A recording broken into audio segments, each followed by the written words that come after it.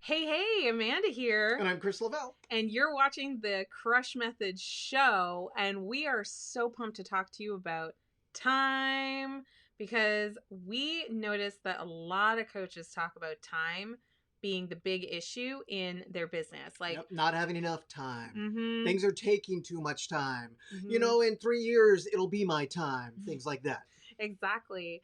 And I used to tell myself the same thing. Like, I used to really bemoan and complain about my lack of time.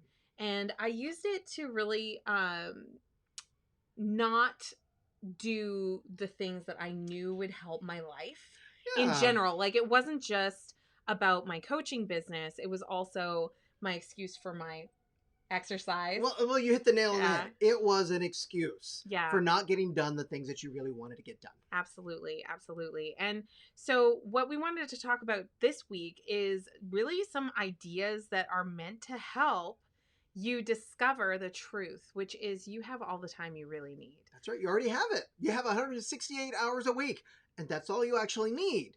But it's more a matter of how you use it that matters. And here's how I know that you have enough time is we have a lot of kids. Oh, we do. We have like 4 kids, which We is like have- a million. So it's a lot. It's a We lot of kids. also have this weird requirement that we can't be always working. Like, Oh, go figure, right? We like to be married as well. That's right. It's nice to be married. Yeah, and I'm also a hardcore introvert, so I That's need true. a lot I of am time to reflect and to write and to get my head screwed on straight. So there's all the time you need to do everything that you want to do, whether it's to have a better financial position, to have better health, better relationships, start a Yep. family, continue a family, get rid of the family, whatever it is that you're doing, Whatever you need. whatever you need, you do have the time. That's right. And here's the truth. Everyone has 168 hours a week. Absolutely. 168, 7 times 24. And, a lot of times people tell me, Amanda, I can't build a coaching business because I have a full-time job. I can only spend 5 hours a week on my coaching business. It's going to take forever. Now, obviously, if you had 40 hours to work on something, that would be better than 5 or 10. It'll go a lot faster then, for sure. For sure. But we have worked with enough coaches over the years to tell you that if you have 10 to 15 hours of real dedicated focused time, you can make meaningful progress in your business. Absolutely. And I don't just mean get the website done. I mean, you can have clients. And serve them powerfully. You can have revenue coming in. Like, this can be more than your side hustle. Absolutely. And all it takes is maybe a little sacrifice of the occasional Netflix.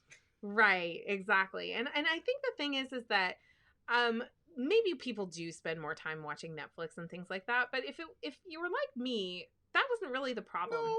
It wasn't really that. It was more that I felt really obligated to try to be everything to everybody all the time. Oh, yeah. Well, be a accomplishing executive back when you're in the corporate world. Totally. To be a spouse and a mom to 4 kiddos and everything else. So there were a lot of demands on that time, a lot of roles you were trying to fulfill for, by the way, a lot of other people other than you. I made myself hyper available. And because I was so hyper available, then I like the accent with that. People would come to me and they would be like, oh, Amanda can do it. Yeah, just give it to Amanda. And this is actually a big issue, that a lot of people run into, especially if you happen to be working as a woman in corporate. In North America, for example. We tend to be the one to volunteer to do the team development activities. Or even if you don't volunteer, you tend to be the one to get it anyway. Yep.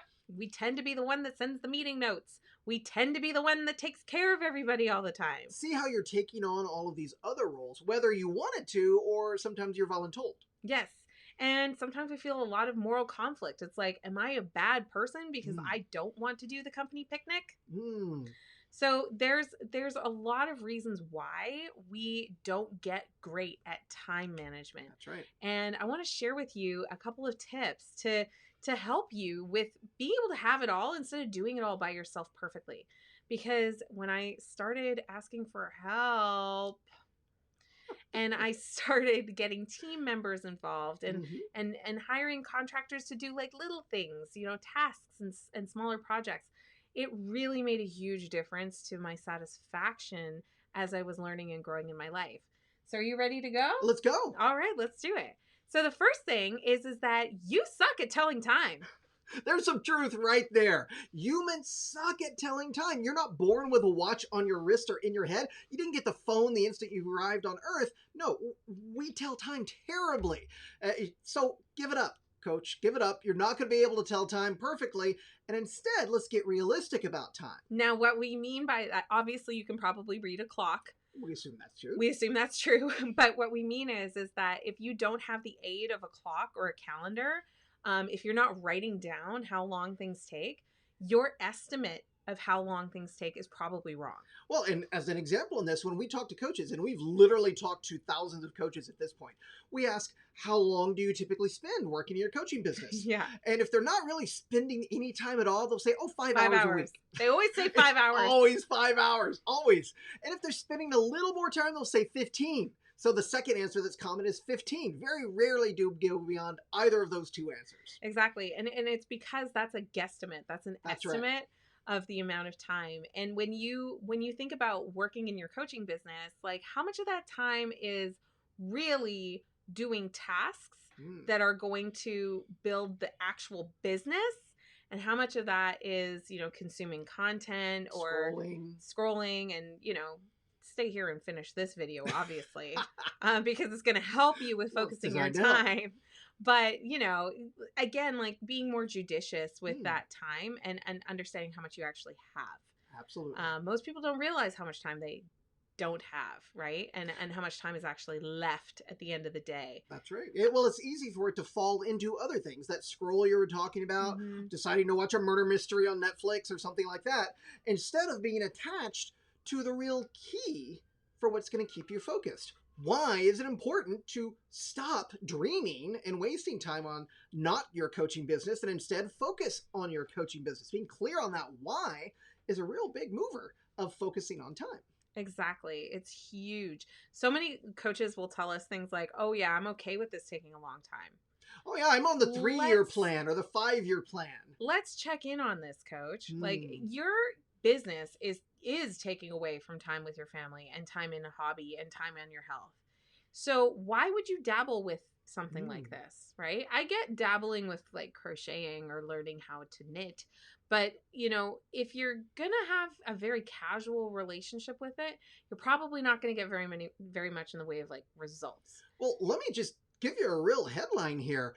Let's say, imagine that you're 50 years old and you're on the 5-year plan.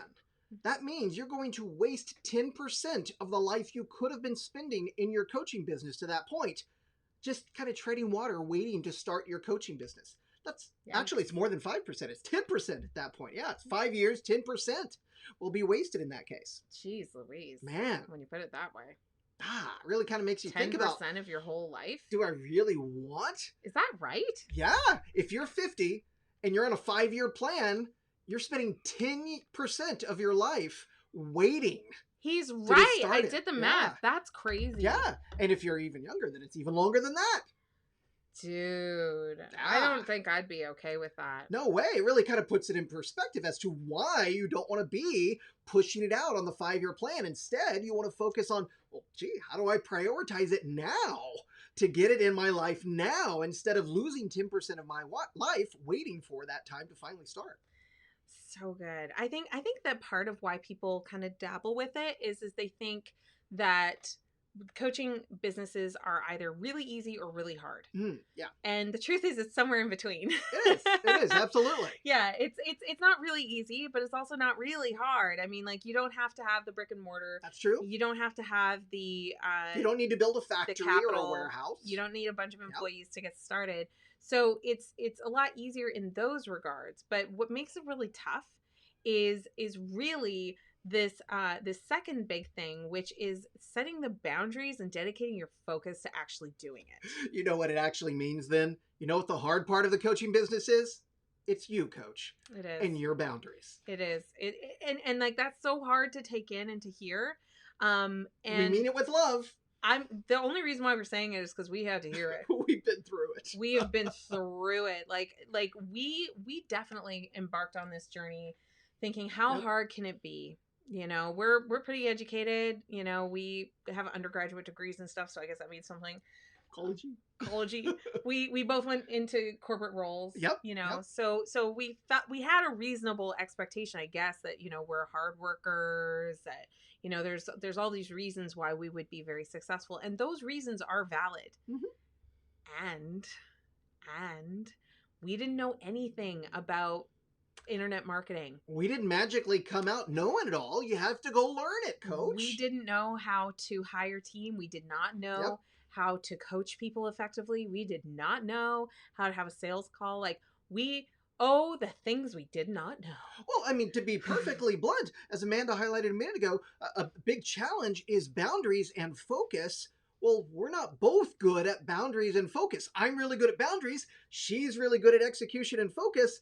But we had to work together on that to work and overcome that big challenge of not setting good boundaries collectively in the business and not focusing on the right priorities collectively in the business. Exactly. Now, you know, that's part of why we developed the Coaching Biz Accelerator program, which is our signature program for helping coaches to really set an actionable action plan. Boundaries and focus. And have boundaries and have focus. Like, that program does teach you the mechanics of how to build a coaching business virtually and online. But I think the bigger thing that it really shows you is how to think like a CEO. That's right. And make decisions that are going to serve you. And a lot of those decisions have to do with you deciding what those boundaries are and you deciding that you're going to have that focus, because that's going to be really key to your success. Now, there is a third tip, and I'm happy to share it with you in our full training on this. Come join us. Which you can find in the Coaches Plaza. That's our free Facebook group. It's up in the guides area within the group. We would love to have you come join us in that group. So just go to a link around this video, come and join us, or go to www.thecoachesplaza.com. That's coaches, like Coach ES, plural, Coach ES. plaza.com, and it'll take you to our Facebook group directly, where you can get the entire training and a whole lot more. So come check it out, Coach. We can't wait to see you there. See you soon. See you soon. Mwah. Bye.